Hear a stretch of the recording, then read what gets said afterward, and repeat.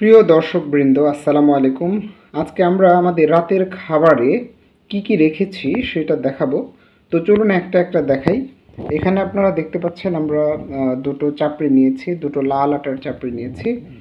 এখানে আমরা দুটো ডিম নিয়েছি কুসুম সহ। এখানে নিয়েছি আমরা শশা। এই শশা নিয়ে অনেকে প্রশ্ন করেন যে শশা খোসা সহ খাবো না খোসা ছাড়া খাবো। শশার ভালো উপকারিতা যদি আপনি পেতে চান তাহলে অবশ্যই খোসা সহই খাবেন। আমি যদিও আজকে খোসা ছাড়াই খাচ্ছি। যাই হোক, এখন অনেকে আবার আরেকটা প্রশ্ন করেন, না রাতে শশা খাওয়া যাবে কি না। হ্যাঁ, রাতে শশা খাওয়া যাবে, তবে আপনার যদি গ্যাসের সমস্যা হয় সেই ক্ষেত্রে কিন্তু এটা অ্যাভয়েড করাই বেটার হবে রাতের বেলা। এখন আমরা আসি সবজির মধ্যে। আজকে আমরা কয়েক ধরনের সবজি মিক্স করে সিদ্ধ করে নিয়েছি। তো আগে সবজিটা দেখাই, তারপরে কিভাবে সিদ্ধ করেছি সেই ব্যাপারেও একটু কথা বলবো। আমরা নিয়েছি, দেখতে পাচ্ছেন, বরবটি। এটা আমরা নিয়েছি বেল আলু, এটা বেল আলু। এখানে দেখতে পাচ্ছেন গাজর। আর আমরা নিয়েছি, এই যে এখানে দেখতে পাচ্ছেন, পটল। তো এগুলো আমরা সিদ্ধ করে নিয়েছি। তো আমরা বলেছি যে আমরা কিন্তু অতিরিক্ত লবণ খাবো না।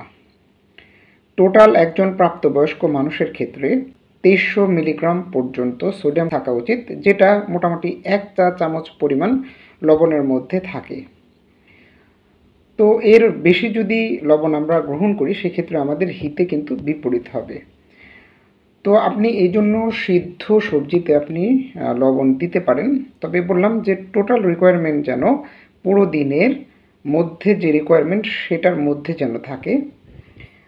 তো আমরা আজকে কিন্তু এখানে লবণ দিয়েছি, অল্প একটু লবণ দিয়েছি।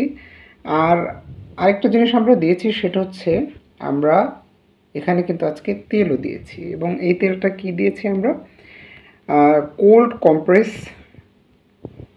অর্গানিক সরিষার তেল কিন্তু আমরা দিয়েছি। তো তেলের ব্যাপারে আসলে বিভিন্ন কনফিউশন রয়েছে, বিভিন্ন ব্যাপার স্যাপার রয়েছে। তো বিভিন্ন রিকমেন্ডেশন অনুযায়ী সবচেয়ে অলিভ অয়েল কিন্তু বেটার, কারণ অলিভ অয়েলের তাপ সহন ক্ষমতা বেশি। সুতরাং এটি অনেক তাপেও কিন্তু হাইড্রোজেনেশন হয় না, ফলে এটা স্যাচুরেটেড কিন্তু হয় না। তবে অবশ্যই আপনি পাম অয়েল এবং নারিকেল তেল এগুলো এড়িয়ে চলবেন, কারণ এগুলোতে কিন্তু প্রচুর পরিমাণে স্যাচুরেটেড ফ্যাট থাকে।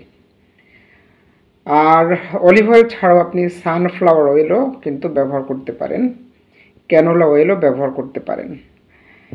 তো প্রিয় দর্শক, এই ছিল আজকের মতো আমাদের রাতের খাবার দাবার। পরবর্তীতে অন্য একটি ভিডিও নিয়ে আমরা হাজির হব।